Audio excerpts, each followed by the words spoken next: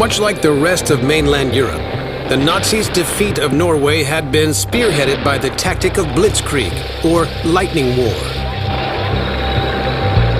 800 aircraft and 120,000 troops quickly overwhelmed local resistance. They really just couldn't withstand the speed and the strength of the German attack. Central to the idea of blitzkrieg is the German tank.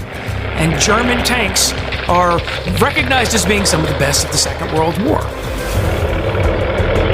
The success of German tanks on the battlefields of Europe has its genesis in the 1930s.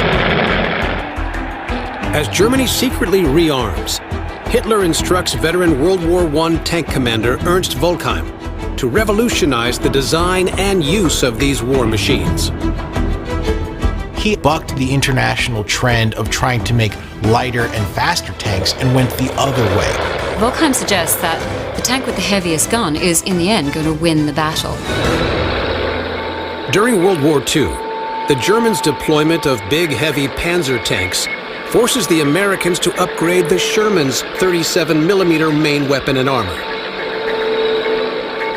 But in 1942, the Nazis dramatically upped the ante. They then worked toward designing an 88mm long-barreled high-velocity gun, and they design a turret that can accommodate it, and then a chassis, and that eventually becomes what we call the Tiger. The Tiger tank is one of the most iconic tanks ever built. It was a real beast. Armed with its monster 88mm cannon, tested at the range in the satellite image, the Tiger can penetrate 4 inches of armor at a range of 3,000 feet. When the Tiger was on the battlefield, my God, it terrified everybody that confronted it. It could easily zap holes through just about anything else. At the height of the war, the Tiger tank was taking out 11 Allied tanks for every one of theirs.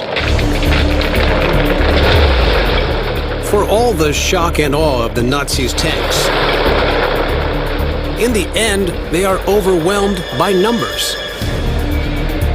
During the conflict, German war factories can only produce around 50,000 war machines. The Allies, some 210,000.